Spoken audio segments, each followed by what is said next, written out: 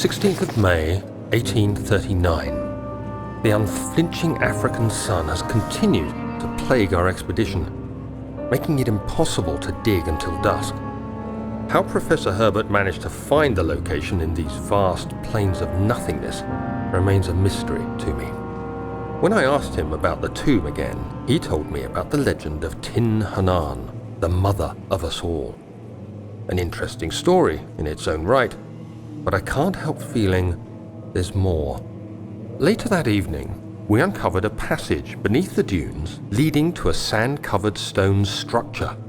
The professor was confident it was the tomb we sought and ordered the others to clear the way late into the dark, cold night. Tomorrow, I shall lead the men into the ancient structure, hoping to reach the burial chamber. No matter what the professor is keeping from me, the dig should yield something interesting to take back to London and the British Museum.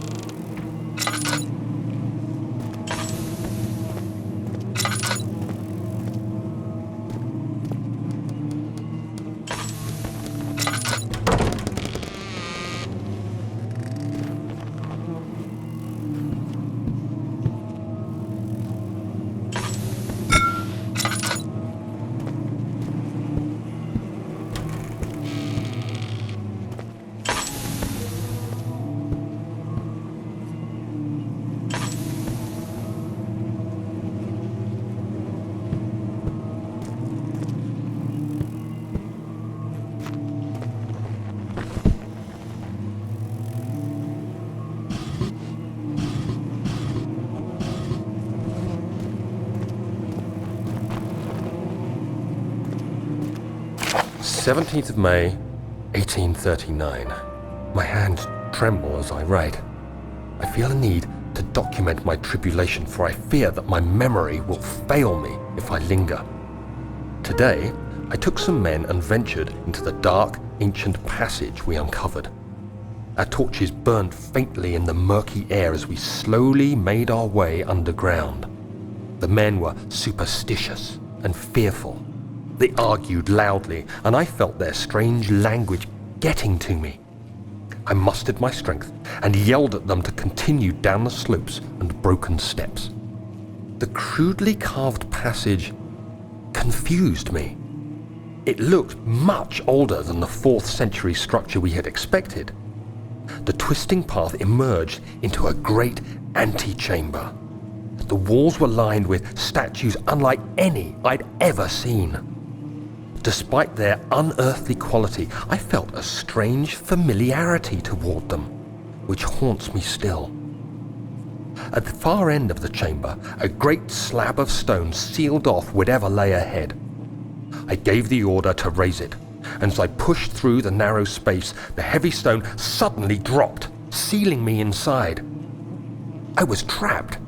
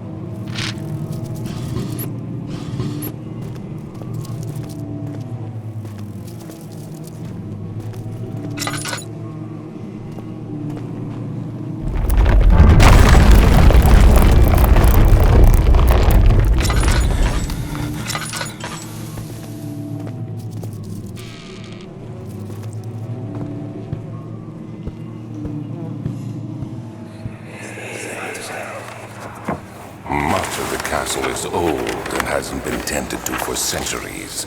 When the shadow arrives, it won't take long until things start falling apart. We're just buying time anyway. Let's do what we can.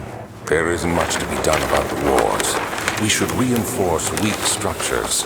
The ground will tremble and there's a risk everything will cave in on us, especially downstairs. Here, and there. Let's get the servants working on it.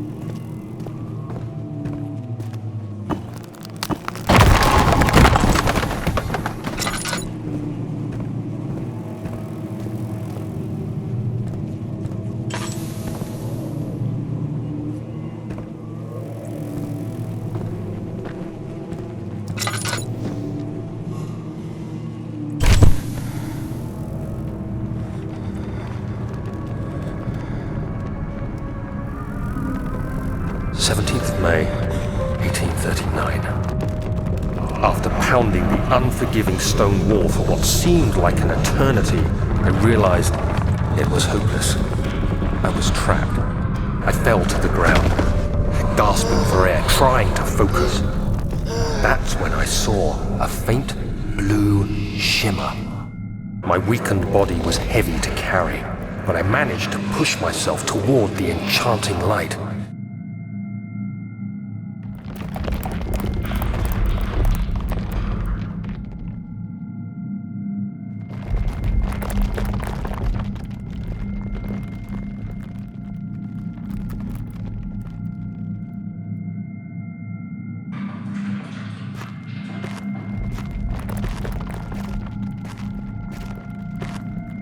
It was waiting for me. Enclosed in dark nothingness, I felt myself drawn to the mystic light. I reached out, closing it in my hands. The faint glow escaped my fingers and began to spark brightly and spirit me away, unlocking alien memories of spiraling towers, endless deserts, and impossible geometry. The next thing I can remember is the grating sound of stone being lifted, the voices of the Arabs pulling me to safety, and grasped firmly in my hands was the broken pieces of a most peculiar relic.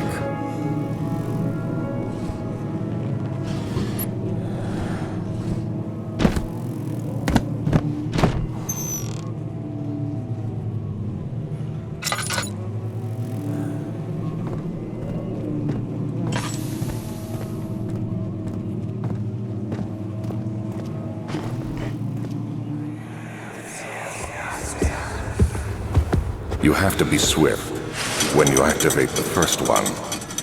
You hear that? If it stops, you'll have to start over. Isn't all this a bit excessive? You can never be too careful, Daniel.